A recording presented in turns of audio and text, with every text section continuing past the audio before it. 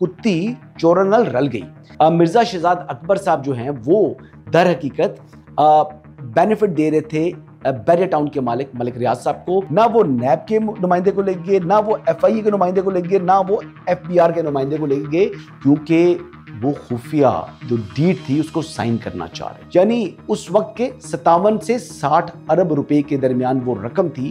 नाजरीन, आज जो मौजू मैं आपके साथ डिस्कस करने जा रहा हूं वो इंतहाई अहम है। अहम इस तरीके से है कि आपने एक चौकीदार रखा और वो चौकीदार ही जो है वो घर को लूटना शुरू हो पड़े, तो फिर आप उसको क्या कहेंगे। पंजाबी की मिसाल है कि कुत्ती चोरनल रल गई। यही मिसाल जो है वो एग्जैक्टली फिट आती है जो इमरान खान साहब के दौरे हुकूमत के अंदर जो हमने एसेट रिकवरी यूनिट के सरबराह बनाए थे मिर्जा शहजाद अकबर, और 190 मिलियन पाउंड के अंदर उनका क्या रोल था और किस तरीके से ये कुत्ती चोरनल रल गई वाली जो बात है, मुहावरा है, वो उनके ऊपर फिट आता है। वो आज मैं आपको जो है स्क्रीन से जो है समझाता हूं। ये देखें जी, पहले तो ये है जी 190 million pound case, role of Mirza Shahzad Akbar. अब इनके ऊपर एलिगेशन क्या है?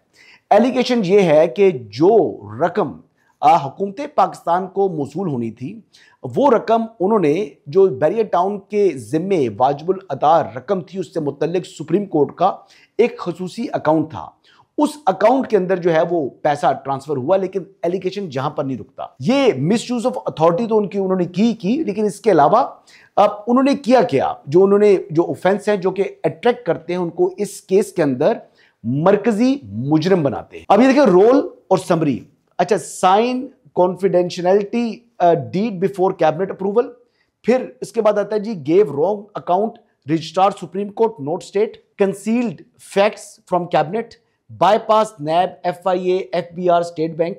अब मैं ये बताता हूं किस तरीके से जी।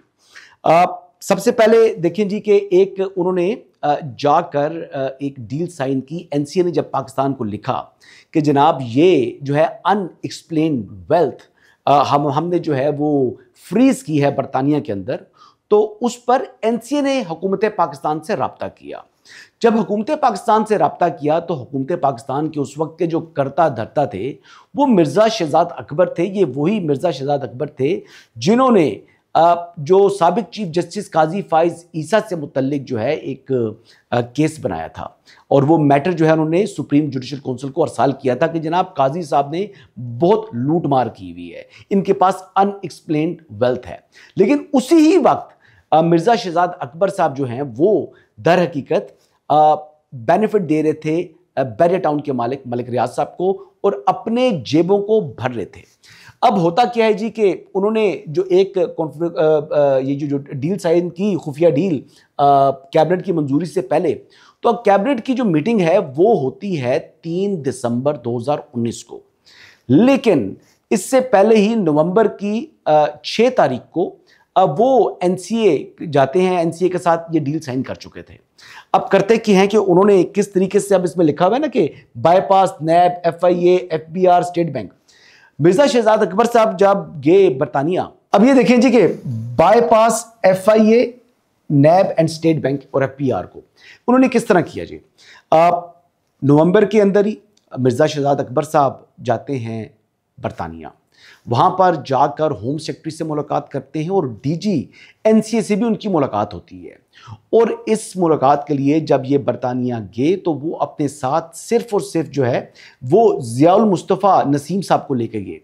लेकिन उन्होंने ना वो स्टेट बैंक के जो है किसी नुमाइंदे को लेके गए, ना वो नैब के नुमाइंदे को लेके गए, ना वो FIA के नुमाइंदे को लेके गए, ना वो FBR के नुमाइंदे को लेके गए।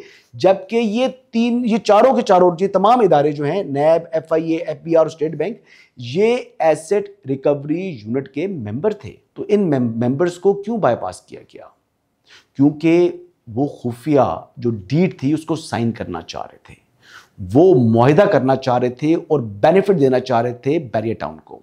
क्योंकि बैरिया टाउन के जिम्मे ऑलरेडी वाजिबुल अदा रकम थी 190 मिलियन पाउंड, यानी उस वक्त के 57 से 60 अरब रुपए के दरमियान वो रकम थी जिसका बेनिफिट देना चाह रहे थे मलिक रियाज हुसैन को मिर्जा शहजाद अकबर साहब।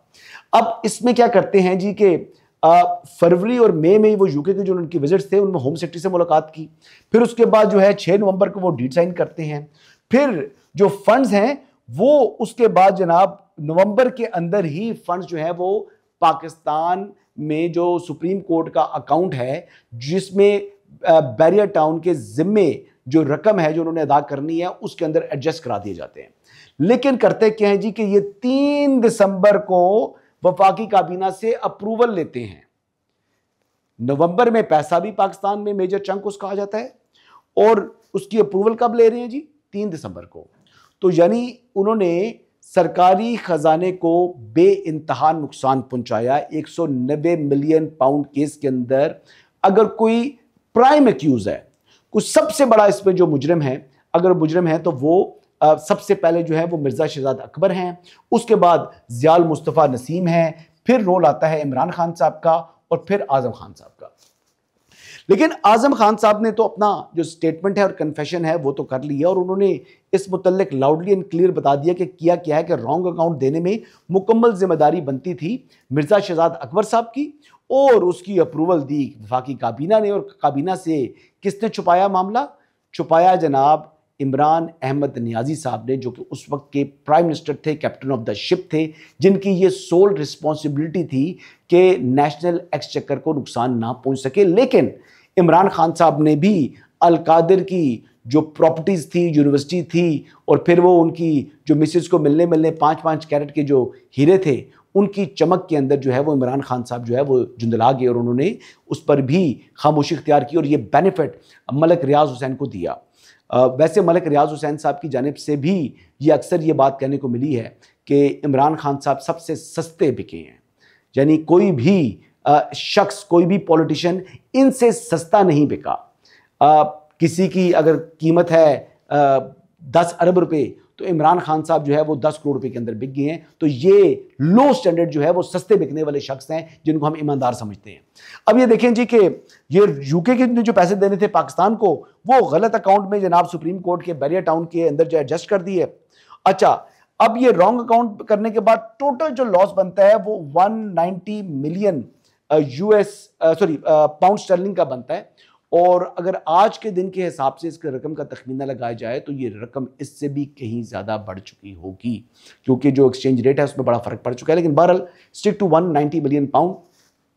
तो ये वो दास्तानें हैं जिस तरीके से मिर्ज़ा शहजाद अकबर जो कि जिन्होंने बुनियादी तौर पर पाकिस्तान की लूटी हुई रकम को वापस लाना था, उन्होंने बरतानिया की जो नेशनल क्राइम एजेंसी है उसी की फ्रीज़ की हुई रकम जो कि हुकूमत पाकिस्तान को मिलनी चाहिए थी, कौमी ख़जाने में आनी चाहिए थी, वो बैरियर टाउन की लाइबिलिटी वाले अकाउंट में एडजस्ट करा दी। तो इसलिए मैं कह रहा हूँ कि वो पंजाबी का जो मुहावरा है कुत्ती चोरा नाल रल गई, ये अच्छा यहाँ पर ना ये मैं मिसाल थोड़ी सी एलेबरेट करूँ क्योंकि स्टार्टिंग मैंने इससे की है और ये सारा का सारा देखें, ये सारा जो मैंने डायग्राम बनाई है ये आपको ये मिसाल एक्सप्लेन करने के लिए बताई है कि कुत्ती चोरा नाल रल गई। अक्सर इसमें मतलब क्या बनता है, हमारे कई बलोची भाई हैं, पंजाब जो है पठान है, पश्तून है, सिंधी हैं, सराइकी वगैरह किसी हो सकता है वो ना समझती हूँ।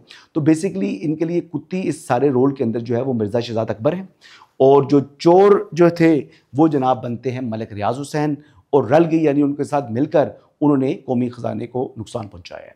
तो आज की ये अपडेट्स थी। मैं इंशाल्लाह कल मज़ीद अपडेट्स के साथ आपकी खिदमत में दोबारा हाज़िर हूँगा। इजाज़त दीजिएगा। अल्लाह हाफ़िज़।